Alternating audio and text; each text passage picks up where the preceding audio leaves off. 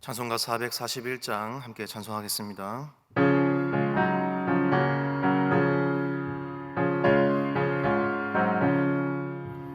은혜 구한 내게 은혜의 주님, 은사 원한 내게 은사의 주님, 신유 구한 내게 신유의 주님, 나의 마음속에 지금 오셨네.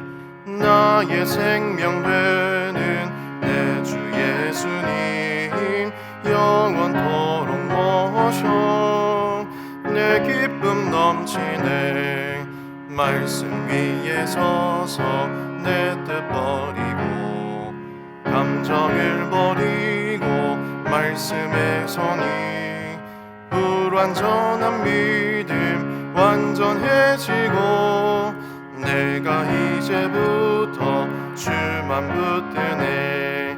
나의 생명 되는 내 주 예수님, 영원토록 모셔 내 기쁨 넘치네. 나의 모든 욕심 던져버리고 내가 염려하며 계획하던 것 믿고 기도하며 주께 맡기고 주의 뜻을 따라 살기 원하네. 나의 생명 되는 내 주 예수님, 영원토록 모셔 내 기쁨 넘치네. 믿음으로 닻을 주께 던지고 끊임없이 주를 찬송하면서 전엔 너를 위해 일해왔으나 이젠 주만 위해 힘써 일하리. 나의 생명 되는 내 주 예수님, 영원토록 모셔 내 기쁨 넘치네. 나의 소망 되는 구주 예수님, 이 세상에 다시 강림하겠네. 나의 등불 밝혀 손에 들고서 기쁨으로 주를 맞이하겠네. 나의 생명 되는 내 주 예수님, 영원토록 모셔 내 기쁨 넘치네. 아멘. 함께 기도하겠습니다. 특별히 기도하실 때 오늘부터 2박 3일간 파워틴 수련회가 진행이 됩니다. 오가는 모든 교통편의 안전을 지켜주시고 또 학생들의 그 심령들을 하나님 붙들어 주셔서 이 수련회를 통하여서 하나님을 더욱 깊이 있게 만나며 그 인생이 전환점을 맞이하는 귀한 시간이 되게 해달라고 우리 파워틴 수련회를 위해서 기도해 주시기를 원합니다. 또한 내일 새벽에는 온가족 새벽 기도회가 있습니다. 2월에도 함께 하시며 그 인생을 지도하시는 하나님께 온 가족이 나와 하나님의 말씀과 은혜를 구하는 귀한 시간이 되게 해달라고 기대해 주셨으면 좋겠습니다. 또한 목자, 목녀, 목부님들 붙들어 주셔서 목장을 잘 섬기실 수 있도록 도와주시고 온 교회가 이 목장 모임에 열심을 다하여서 정말 하나님께서 바라시는 아름다운 공동체를 잘 이룰 수 있도록 그 가운데서 사랑의 교제가 풍성할 수 있도록 목장을 위해서 또 기도해 주시면 좋겠습니다. 우리 수련회를 위해서 온가족 새벽 기도회 또 목장을 위해서 우리 함께 기도하겠습니다. 아버지 하나님 감사합니다. 주님이여, 하나님께서 예비하신 귀한 이 시간들을 하나님 놓고 기도합니다. 아버지 하나님, 파워틴 수련회가 은혜 가운데 잘 진행되기를 원합니다. 모든 준비된 과정들, 순서들 아버지 하나님 순적하게 이루어지게 하여 주시옵소서. 오가는 모든 교통편을 안전하게 지키시고 섬기는 모든 교육 목자님들, 스텝 선생님들, 아버지 하나님, 교육자님, 섬기시는 모든 분들 하나님 은혜 베푸셔서 이 수련회를 힘써 섬길 때에 아버지 하나님 참여하는 모든 학생들이 은혜가 넘칠 수 있도록 아버지 하나님여 그 인생의 전환점이 될 수 있도록 하나님을 인격적으로 만나는 시간이 되기를 소원합니다. 새벽기도회가 온가족 새벽기도회가 참으로 하나님께서 이름 부르시는 귀한 시간이 되기를 소원합니다. 다음 세대에게 믿음이 전수되며 아버지 하나님 참으로 기도하며 하나님과 인격적인 교제를 더욱더 돈독하게 깊이 있게 주님 누리는 아버지 귀한 시간이 되게 하여 주시옵소서. 모든 목장들 주님 붙들어 주셔서 아버지 하나님 섬기시는 모든 목장 웅여 목군님도 하나님 은혜를 베풀어 주시고 감당할 수 있는 능력을 더해 주시며 지력을 더하여 주시옵소서. 오늘이 함께 참여하며 한 공동체를 아버지 힘써 지키게 하시고 그 가운데서 주님의 사랑의 말씀이 주님 나눠짐 있게 하시며 그 삶 가운데 기도를 응답하시는 하나님을 나누며 참으로 귀한 공동체를 이룰 수 있도록 하나님께서 도와 주시옵소서. 모든 시간들 속에 하나님을 바라볼 수 있도록 도와 주시옵소서.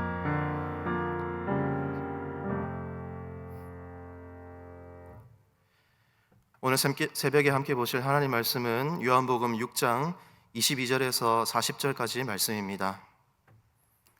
요한복음 6장 22절에서 40절까지 말씀. 요한복음 6장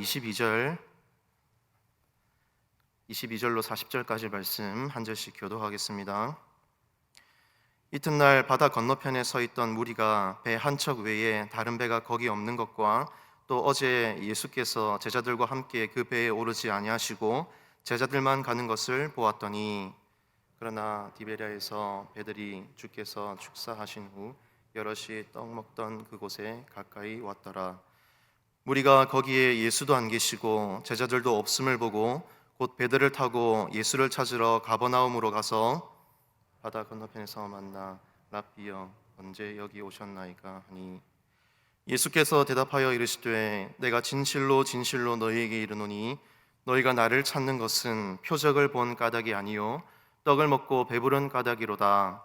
썩을 양식을 위하여 일하지 말고 영생하도록 있는 양식을 위하여 하라. 이 양식은 인자가 너희에게 주리니 인자는 아버지 하나님께서 인치신 자니라. 그들이 묻되 우리가 어떻게 하여야 하나님의 일을 하오리이까?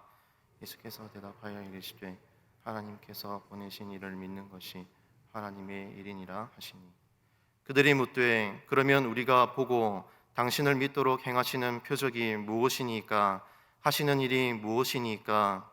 기록된 바 하늘에서 그들에게 떡을 주어 먹게 하였다 함과 같이 우리 조상들은 광야에서 만나를 먹었나이다. 예수께서 이르시되 내가 진실로 진실로 너에게 이르노니 모세가 너희에게 하늘로부터 떡을 준 것이 아니라 내 아버지께서 너희에게 하늘로부터 참떡을 주시나니 하나님의 떡은 하늘에서 내려 세상에 생명을 주는 것이니라. 그들이 이르되 주여 이 떡을 항상 우리에게 주소서. 예수께서 이르시되 나는 생명의 떡이니 내게 오는 자는 결코 줄이지 아니할 터이요 나를 믿는 자는 영원히 목마르지 아니하리라. 그러나 내가 너희에게 이르기를 너희는 나를 보고도 믿지 아니하는도다 하였느니라. 아버지께서 내게 주시는 자는 다 내게로 올 것이요 내게 오는 자는 내가 결코 내쫓지 아니하리라. 내가 하늘에서 내려온 것은 내 뜻을 행하려 함이 아니요 나를 보내신 이의 뜻을 행하려 함이니라. 나를 보내신 이의 뜻은 내게 주신 자 중에 내가 하나도 잃어버리지 아니하고 마지막 날에 다시 살리는 이것이니라. 같이 읽겠습니다. 내 아버지의 뜻은 아들을 보고 믿는 자마다 영생을 얻는 이것이니 마지막 날에 내가 이를 다시 살리리라 하시니라. 아멘.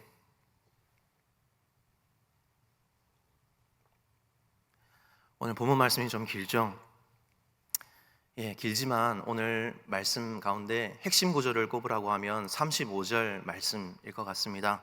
31절을 다시 보시면 예수께서 이르시되 나는 생명의 떡이니 내게 오는 자는 결코 줄이지 아니할 터이요 나를 믿는 자는 영원히 목마르지 아니하리라. 예수님께서 자기 자신을 일컬어서 생명의 떡이다 라고 말씀하셨습니다. 생명의 떡이신 예수님을 이야기하고 있는 본문이 오늘 말씀입니다.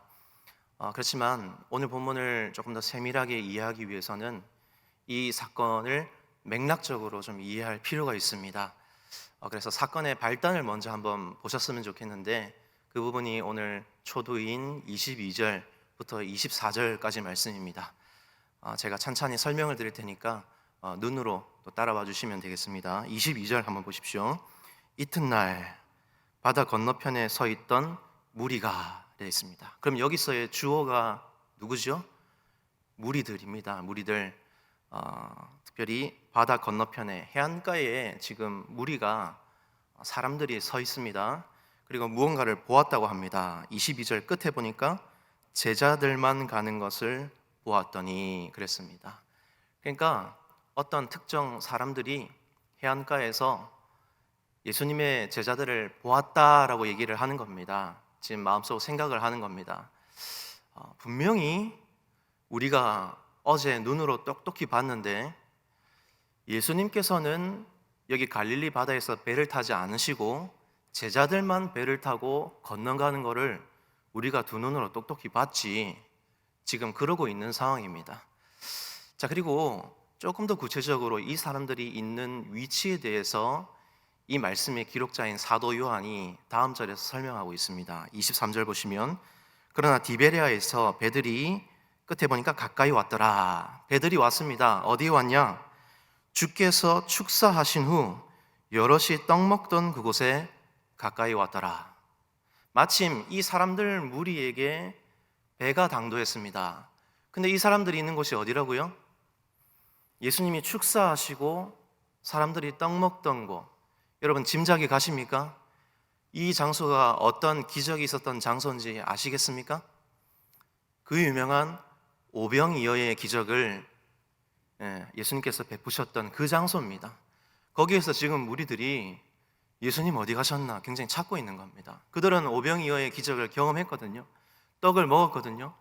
그 기적을 베푸신 선생님 어디 갔느냐 막 찾고 있는데 지금 마침 배들이 온 겁니다. 그래서 24절, 무리가 거기에 예수도 안 계시고 제자도 없음을 보고 곧 배들을 타고 예수를 찾으러 가버나움으로 가서, 이야 잘됐다, 마침 배가 왔으니 이걸 타고 그 제자들이 건너갔던 그 가버나움이라는 동네로 갑시다. 가서 예수라고 하는 선생님을 우리가 만나봅시다 해서 지금 가게 된 겁니다. 그리고 오늘 본문 우리가 읽었듯이 예수님을 만났습니다. 그때에 예수님께서 알려주신 말씀이, 다시 35절 보시면, 나는 생명의 떡이다. 예수님이 그 사람들에게 이렇게 말씀을 하신 겁니다. 여러분, 그래서 이 말씀은 그 앞에 오병이어 사건과 그리고 예수님이 지금 나는 떡이다 이렇게 말씀하시는 것이 아주 밀접하게 관련이 되어 있다는 것을 우리가 알 수 있습니다. 저자의 의도이기도 하고 그리고 성경의 원저자이신 하나님의 의도이시기도 한 거죠. 그래서 우리가 맥락적으로 좀 이해해 보기를 원합니다. 여러분, 오병이어 사건, 예수님께서 물고기 2마리와 보리떡 5개로 남자만 5,000명이나 되는 군중을 먹이신 사건이지 않습니까? 사람들에게 떡을 예수님이 의도적으로 먹이셨습니다. 여러분, 이 떡의 의미를 한번 생각해 보시면 번역에 따라서 빵이라고도 표현할 수 있고 또 한국의 정서를 담아서 번역한다면 밥이라고 표현할 수 있을 것 같습니다. 예수님께서 사람들에게 밥을 먹이셨다. 여러분, 밥이 뭡니까? 밥은 한마디로 주식입니다. 매일 먹는 거예요. 특별히 호불호가 없습니다. 보편적으로 사람들이 다 먹는 거죠.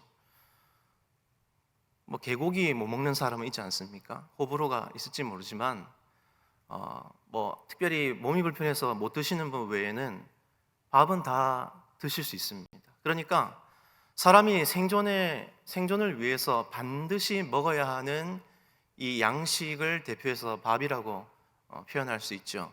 그것이 오늘 본문의 떡입니다. 예수님께서 떡을 그렇게 사람들에게 먹이셨습니다.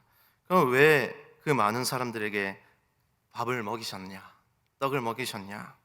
한마디로 이런 거죠. 너희들이 배고프고 줄이면 밥을 찾지. 밥 없으면, 밥 안 먹으면 못 산다고 그러지. 나는 너희들에게 영원한 배부름을 줄 밥이다. 그걸 가르쳐 주시기 위해서 예수님께서 이 오병이어의 기적을 먼저 표적으로서 행하셨던 겁니다.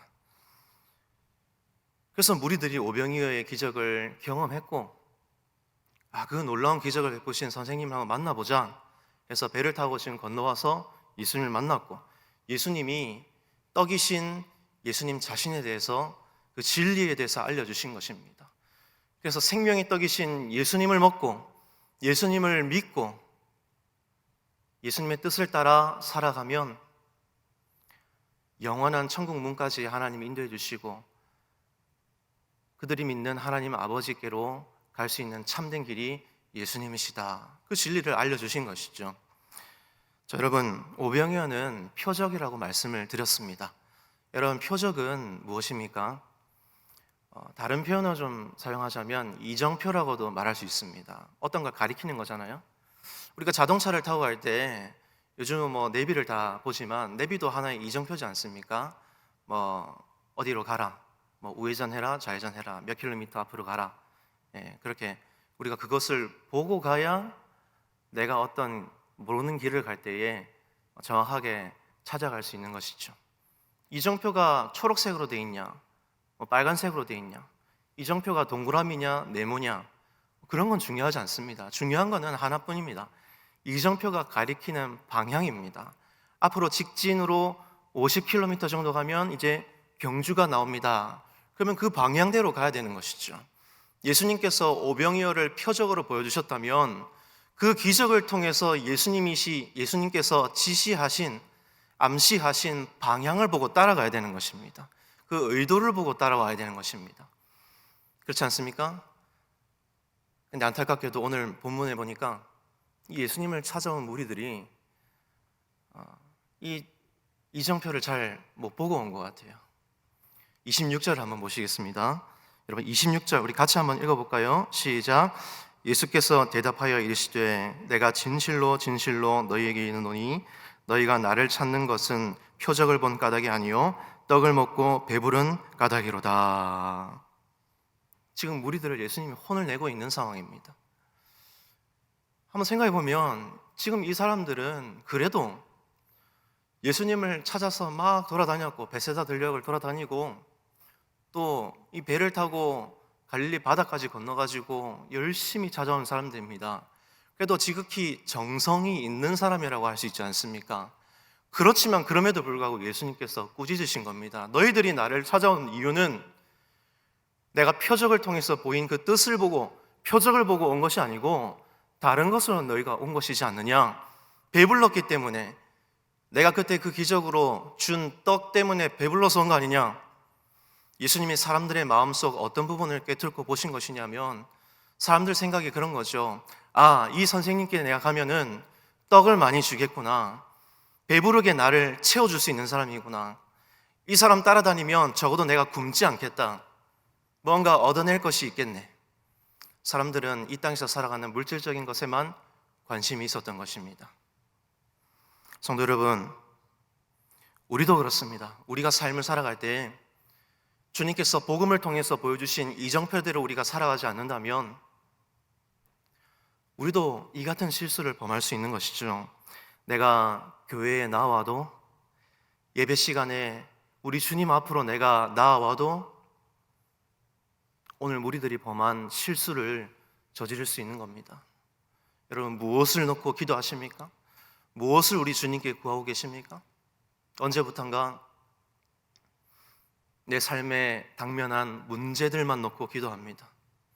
내가 어떤 관심 있는 거, 내가 이 땅에 살아갈 때 필요한 것들만 놓고 기도하고 있습니다. 여러분, 물론 우리가 하나님 앞에 간절히 우리 삶에 필요한 것들을 놓고 기도하는 것은 하나님이 기뻐하시는 겁니다. 하나님께 구하고 기도해야 합니다. 그렇지만 우리가 잘못하는 것은 무엇이냐? 이 땅에 먹고 사는 데에만 우리가 관심을 두고 살아가는 태도가 잘못된 것입니다. 생명의 떡을 우리가 구하지 않고요, 생명의 떡을 전혀 먹지 않은 채 그거는 관심 바뀌고 그냥 내가 잘 먹고 잘 살기 위해서만 예수님 앞으로 나오고, 예수님 나에게 배부를 수 있는 떡만 주십시오, 생명의 떡 말고요, 그 태도가 잘못된 것이라는 겁니다. 그러므로 사랑하는 성도 여러분, 우리는 오늘 우리 자신에게 물을 수 있어야 됩니다. 나는 지금 무엇을 위해서 오늘 새벽에 나와왔는가? 내가 예수님께 어떠한 기도의 제목으로 기도하고 있는가를 한번 점검해 봐야 될 줄로 믿습니다. 그래서 이제 우리의 시선을 돌리기를 소원합니다. 우리의 시선을 표정 너머에 계신 분, 바로 생명의 떡이신 예수 그리스도께로 우리의 눈을 돌리실 수 있기를 주님의 이름으로 축복합니다. 우리가 생명의 떡을 먹기 위해서 다시 한번 말씀의 고삐를 쥐고 말씀의 그 은혜의 바다로 우리가 항해를 다시 시작하고 또 기도의 고삐를 부여잡고 다시 한번 하나님이 우리에게 원하시는 뜻을 놓고 기도하기 시작한다면 우리가 이 땅을 살아갈 때 마치 천국을 미리 맛보는 것 같은 영적인 포만감과 기쁨을 우리가 누리게 될 줄로 믿습니다. 여러분, 오늘 이 말씀을 기억하셔서 오늘 하루를 살아가실 때 우리가 날마다 주님 안에 거하면서 살아간다면 이 땅에서도 천국을 우리가 누리면서 살고 하나님이 우리에게 주시는 이 생명의 떡을 우리가 날마다 채워서 이 영적인 포만감, 영적인 밥심, 우리가 그 힘과 능력으로 오늘 하루를 살아갈 수 있기를 주님의 이름으로 축원드립니다. 기도하겠습니다. 사랑과 은혜가 풍성하신 하나님 아버지, 오늘 새벽에도 말씀으로 떡을 먹여주시니 진실로 감사합니다.